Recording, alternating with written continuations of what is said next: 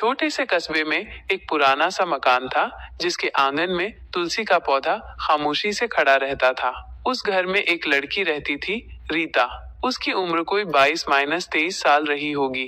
न बहुत हंसती थी, न किसी से ज्यादा बात करती थी। लोग कहते थे कि वो थोड़ी अजीब है, मगर कोई उसकी खामोशी का कारण नहीं जानता था। रीता का जन्म एक आम मध्यम वर्गीय परिवार में हुआ। पिता रमेश बाबू एक स्कूल में मास्टर थे और माँ शारदा देवी गृहिणी। 3 भाई बहनों में रीता सबसे छोटी और अकेली लड़की थी। जब वो 7 साल की थी तभी उसकी माँ का देहांत हो गया। तीनों भाइयों की जिम्मेदारियां रीता पर आ गईं। खाना बनाना, कपड़े धोना, घर साफ करना। पढ़ाई में वो तेज थी, मगर हालात ने उसे किताबों से दूर कर दिया।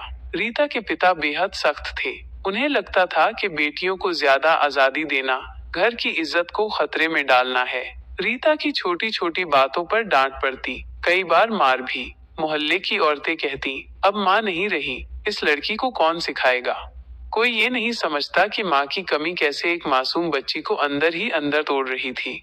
रीता की आंखों में भी सपने थे, अध्यापिका बनने के, किसी बड़े स्कूल में नौकरी करने के, कुछ बनने के, मगर हालात ने उसकी राहें मोड़ दी।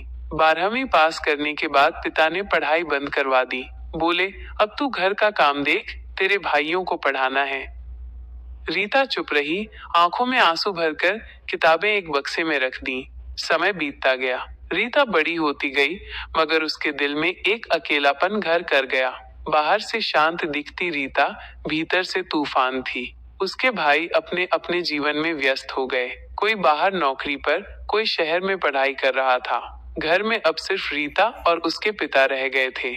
रीता दिन भर घर के काम करती, मगर रात को जब वो छत पर बैठती तो उसके मन में ढेरों सवाल उठते। क्या मेरा कोई हक नहीं? क्या मैं कुछ बन नहीं सकती? क्या बेटियां सिर्फ घर के लिए होती हैं? एक दिन मोहल्ले में एक नई शिक्षिका आई, अनुष्का मैम।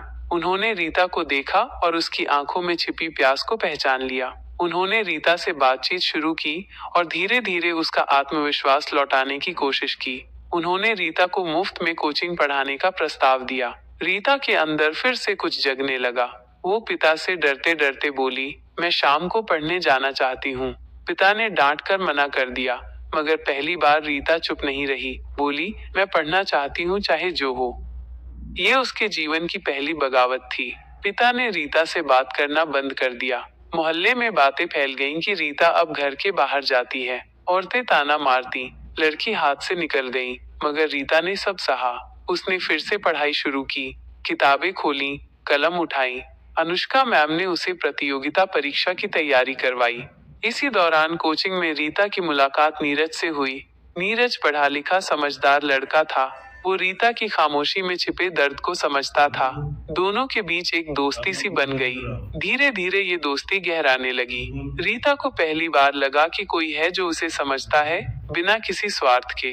नीरज ने रीता को कहा, तुम सिर्फ घर की जिम्मेदारी नहीं हो, तुम खुद की भी जिम्मेदारी हो। ये सुनकर रीता की आंखों से आंसू निकल पड़े। जब इस दोस्ती की भनक रीता के पिता और मोहल्ले वालों को लगी तो तूफान आ गया। घर की इज्जत मिट्टी में मिला दी। पिता ने गुस्से में कहा, भाई ने फोन पर धमकाया, अगर तूने नीरज से मिलना बंद नहीं किया तो हम तुझे मार डालेंगे। रीता टूट गई। उसने नीरज से मिलना बंद कर दिया। नीरज ने बहुत समझाया, मगर रीता ने खुद को समाज की बेड़ियों में जकड़ लिया। वो फिर से अकेली हो गई। एक रात रीता छत पर बैठी थी। चांदनी फैली थी, मगर उसके दिल में अंधेरा था। उसने आत्महत्या करने का फैसला कर लिया, मगर तभी उसकी नजर नीचे गिरे एक छोटे बच्चे पर पड़ी जो रो रहा था।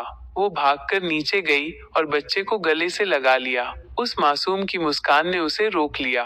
उसे लगा, अगर मैं हार गई तो शायद कोई और लड़की भी हार जाएगी। मुझे जीना होगा, खुद के लिए, अपनी जैसी लड़कियों के लिए। रीता ने नीरज से फिर बात की। इस बार वो किसी की नहीं सुनना चाहती थी। नीरज ने उसका साथ दिया।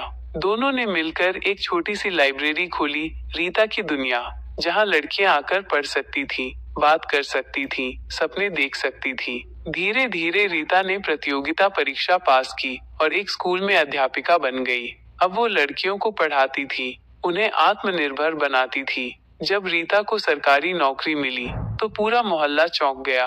पिता की आंखें भर आईं।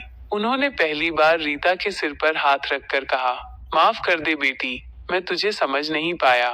रीता की आंखों में आंसू थे, मगर इस बार वो खुशी के थे। रीता अब अकेली नहीं थी। उसने अपनी चुप्पियों को शब्द दिए थे, अपने दर्द को शक्ति बना लिया था। उसकी कहानी उन लाखों लड़कियों की आवाज बन गई जो घर की चारदीवारी में दबी रह जाती हैं।